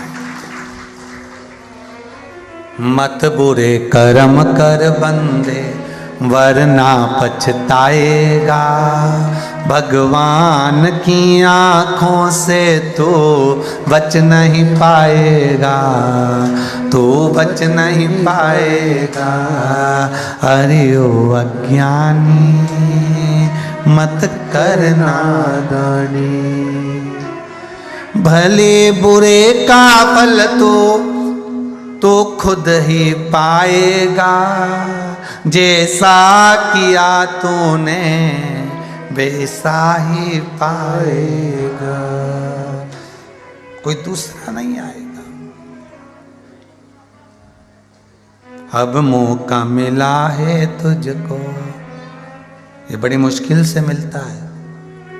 अब मौका मिला है तुझको, राम गुण भी गाएगा, तेरे कर्म का फल भी तू ही पाएगा, वो तू ही पाएगा। हमारे कर्म का हमें भोगना है। इसलिए शायद कबीरदास जी ने लिखा कि गुरु की करनी गुरु भरेगा और चेला की करनी चेला, उड़ जाएगा हंस अकेला। तू अपने कर्म का फल। पर देवराज की माता सामने खड़ी होकर कहती है, चित्रगुप्त महाराज बताओ कि बेटे को अंतिम समय में बता दो कि ये पुण्य कौन सा है। तब कहा चित्रगुप्त महाराज ने, ये ना तुम्हारा पुण्य है ना तुम्हारी पत्नी का पुण्य है, क्योंकि पत्नी तो डेकोरेशन में लगी रही थी, उससे पुण्य नहीं हो पाया। और देवराज तेरा भी पुण्य नहीं है, क्योंकि तू चोरी में परिवार के भरण पोषण में लगा रहा। पुण्य तो केवल तेरी माता ने जो एक लोटा पानी चढ़ाया था, बेलपत्री के पेड़ के नीचे जो जल सींचा था, वो पुण्य यहाँ सामने आकर खड़ा हो गया। मैं गुप्ता परिवार से कहूँगा, मंगल परिवार से कहूँगा, ऑस्ट्रेलिया में बैठे हुए शर्मा परिवार से कहूँगा, ये तुम्हारा पुण्य है कि नहीं मालूम नहीं, पर इतना जरूर कहता हूँ शिव महापुराण के माध्यम से कि आपके दादा परदादा, आपके माता पिता बड़े पुण्य वाले होंगे, जिनके पुण्य की गुल्लक से ये शिव पुराण है। ये उनके एक लोटे का फल है, ये उनके एक बेलपत्र का फल है, ये उनका एक अक्षत के दाने का फल है। और आप भी याद रखना, जो आप शंकर जी के मंदिर में जाकर पुण्य कर रहे हो, भजन कर रहे हो, दान कर रहे हो, सत्कर्म कर रहे हो, नाम जाप कर रहे हो, भगवान शिव का दर्शन कर रहे हो, इसका फल तुम्हारे को भी मिलेगा और तुम्हारी औलाद को भी मिलेगा, संतान को भी मिलेगा, बच्चों को भी मिलेगा। भटकेंगे नहीं। कितनी सुंदर बात है महाराज। अभी जिस दिन हम लोग भिलाई से आए हैं, उसके दूसरे दिन कुबेरेश्वर धाम पर जब हम आए तो एक बेटी बहुत रोती हुई आई। उसने कहा, गुरुजी मैं खंडवा के पास की रहने वाली हूँ। कौन सा गांव बोला था? हरसुदा, हरसुदा जो भी होगा वहाँ की रहने। हमने पूछा क्या हुआ, क्यों रो रहे हो? कहा गुरुजी बड़ा दुख है, हमको बहुत तकलीफ है, ऐसा ऐसा ऐसा ऐसा। ठीक है। फिर गुरुजी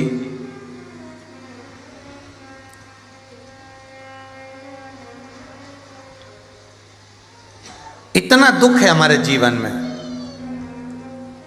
हमने कहा जी शिव महापुराण की कथा कहती है कि नेत्र पर जैसा चश्मा लगाओगे सामने वाला व्यक्ति वैसा दिखता है। हम दूसरे को सुधारने की बात नहीं करते, पर जी इतना जरूर कहते हैं कि अपने आप को सुधार लो। कोई कुछ बोल रहा है, थोड़ी देर मौन हो जाओ, थोड़ी देर, थोड़ी शांति अपने भीतर रखो, अपने भीतर रखो।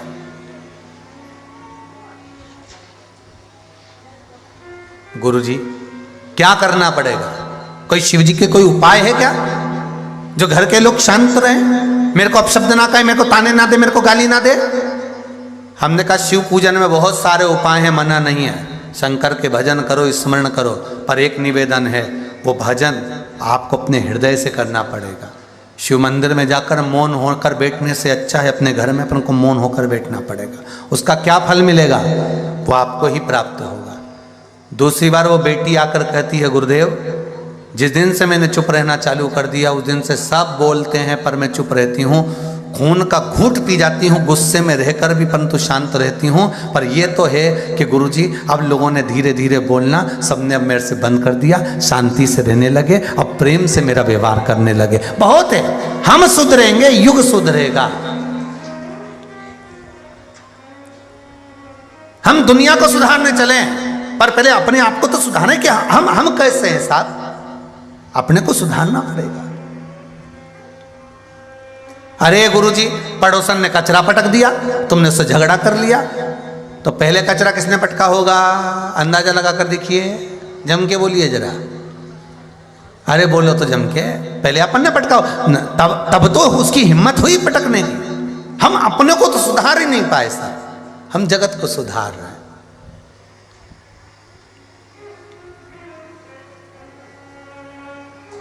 हम स्वयं।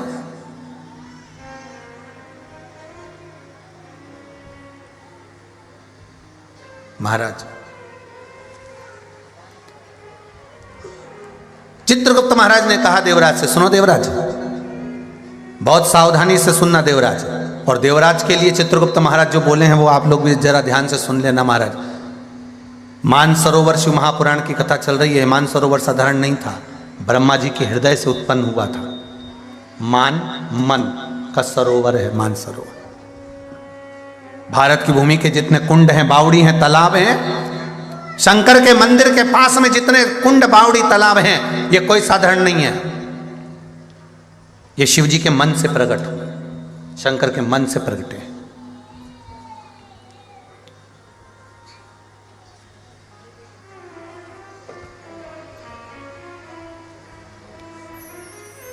महाराज चित्रगुप्त महाराज, मेरे बेटे से कुछ पूछना चाहती हूं, आप आज्ञा करें तो मैं मेरे बेटे से बात कर लूं। कितनी भगवान की कृपा होगी समझिएगा जरा। मरने के बाद माँ पहले मर चुकी है, सालों बीत गए हैं, उसके बाद बेटा का प्राण छूट गया और बेटा और माँ का मिलन हो रहा है, बात हो रही है, चित्त हो रही है। ये कौन करवा सकता है? किसकी सामर्थ्यता? किसकी सामर्थ्यता?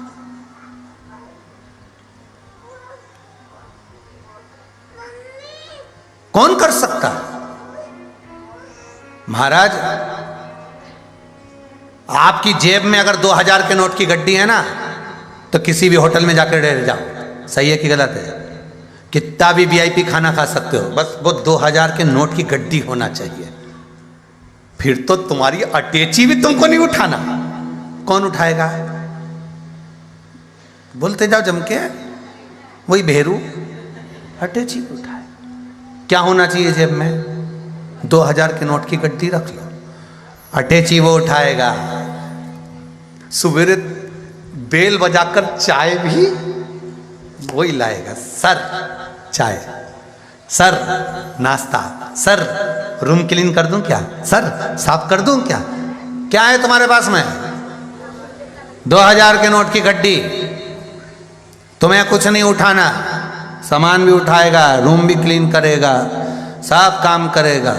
बस तुम्हारे पास में 2000 के नोट की गड्डी है तो तुम्हारा सारा काम तुम्हारे सम्मुख में होगा। और उसी तरह तुम्हारे पास में शिव महापुराण की गड्डी है तो सारे काम अपने आप हो जाएंगे, अपने आप। 2000 के नोट की गड्डी होगी तो होटल में सब काम होगा, सारे काम तुम्हारे सम्मुख में होंगे, अच्छा अच्छा काम भी तुम्हारे सामने होगा। उसी तरह शंकर का नाम, शिव का स्मरण, शिव की भक्ति, शंकर का अनुमोदन और शिव तत्व तुम्हारे भीतर में है। तो जैसे उस देवराज नाम के ब्राह्मण की मां मरने के बाद, प्राण त्यागने के बाद वो जीवात्मा बात करने आ सकती है, भक्ति में वो बल होता है शंकर की भक्ति में वो बल होता है कि जीव सामने खड़ा मिलता है तुम्हारे स्वागत के लिए कि मेरा घर का व्यक्ति आ रहा है, स्वागत के लिए। शिव भक्ति में वो बल होता है। हमारे यहां पर जब कोई विशेष अतिथि आता है तो बैंड बाजे बजते हैं, नगाड़ा बजता है, ढोल बजते हैं। हमारे इछावर वाले गुप्ता जी कह रहे थे, गुरुजी हमारा मन है शिव पुराण में एक दिन ढोल बजवा दे शुरू में। तो हमने कहा नहीं नहीं नहीं नहीं, रहने दो, सब अच्छा है। कोई शुभ कार्य होता है, कोई अच्छा व्यक्ति आता है, कोई मेहमान, गुरुजन, साधुजन, सन्यासी जन, माता पिता तीर्थ कर कर आते हैं, कोई घर के बड़े आते हैं, कोई अतिथि आता है तो ढोल बजता है, नगाड़े बजते हैं, बैंड बाजा बजता है, आतिशबाजी छूटती है, पटाखे छूटते हैं। ये तो पृथ्वी पर होता है। किसी ने पूछा क्या ऊपर भी बैंड बजता है? ऊपर भी ढोल बजता है, ऊपर भी नगाड़ा बजता है, ऊपर भी पटाखे फूटते हैं? तो शिव महापुराण तो कहे, पर गरुण पुराण स्पष्ट कहती है, जब कोई भक्त, शंकर का उपासक, शिव का मंदिर में जाने वाला, शिवालय में पूजन करने वाला, भगवान की भक्ति में डूबने वाला जब देवलोक को जाता है तो 33 कोटि देवता नगाड़े और बैंड बाजे बजाते हैं कि भक्त आ रहा है, शिव का उपासक आ रहा है, शंकर का भक्त आ रहा है, शिव उपासक आ रहा है, शिव का उपासक। फिर जैसे अपन लोग नीचे गाते हैं ना, हरि सखी मंगल गाओ,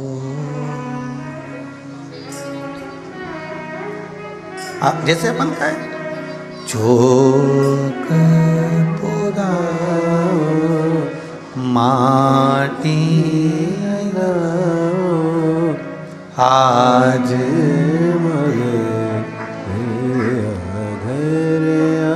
उसी तरह ऊपर भी अप्सराएं देवियां सब भजन गाते हैं, चोक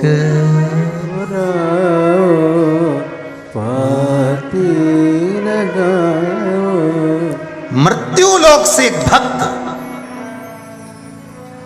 भजन करने वाला साधक। अरे मीराबाई के जब प्राण छूटे, मीराबाई ने भगवान द्वारकानाथ से कहा, द्वारकाधीश,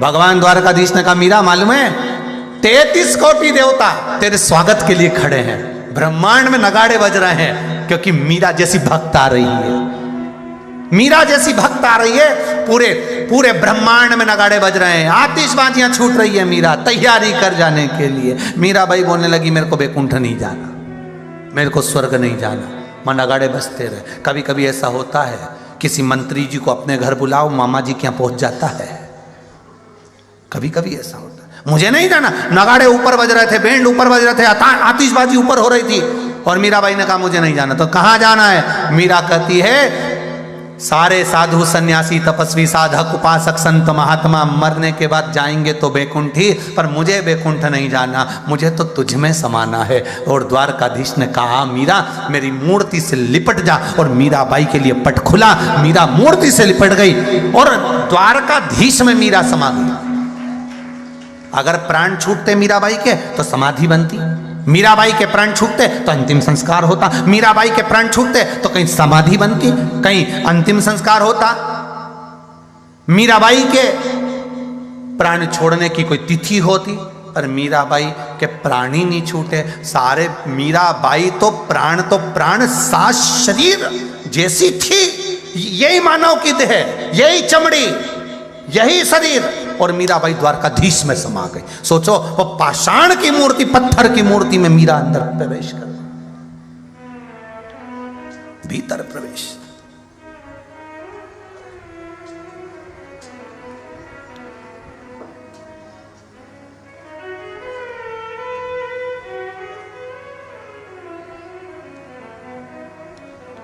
वो प्रवेश कर जाती है, उसका सुख, उसका आनंद, उसकी आनंदता। देवराज ब्राह्मण के माता बात कर रही है, ये देवराज नाम के ब्राह्मण का पुण्य फल था महाराज। समय आया, आगे प्रसंग में आता है चंचुला देवी और बिंदुक का चरित्र, जिसमें शिव और पार्वती ने सुंदर ईश्वर जी और गोरा जी बनकर शिव महापुराण की कथा को श्रवण करा।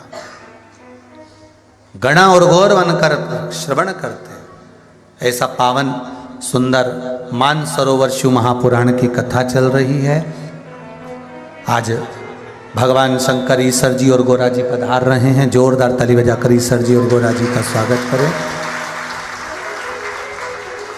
ईश्वर जी और गोरा जी पधार रहे हैं, जोरदार ताली बजाकर स्वागत करें ईश्वर जी गोरा जी का।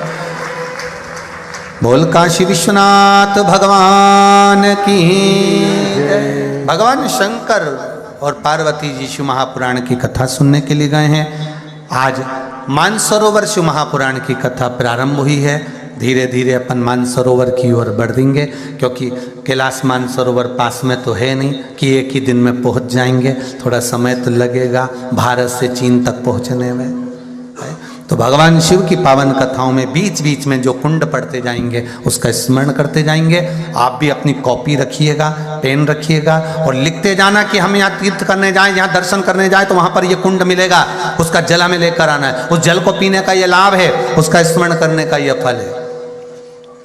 कल कथा में श्रवण करेंगे काशी के मंदिर में, काशी विश्वनाथ के उस भूमि पर, काशी के ही मंदिर के अंदर, विश्वनाथ के मंदिर के अंदर ही ज्ञान वापी का वर्णन श्रवण करेंगे, जिसका वर्णन स्कंद पुराण में, ज्ञान वापी ज्ञान का कुआं, उसका स्मरण करेंगे कि उस वापी का जल पीने के बाद में व्यक्ति परीक्षा में, विद्या में उत्तीर्णता प्राप्त करता है, उसका जो विवेक है वो प्रबलता में कार्य करता है हमारे, उसका श्रवण करेंगे। आज की कथा को यहाँ विराम लेते हैं। हर हर महा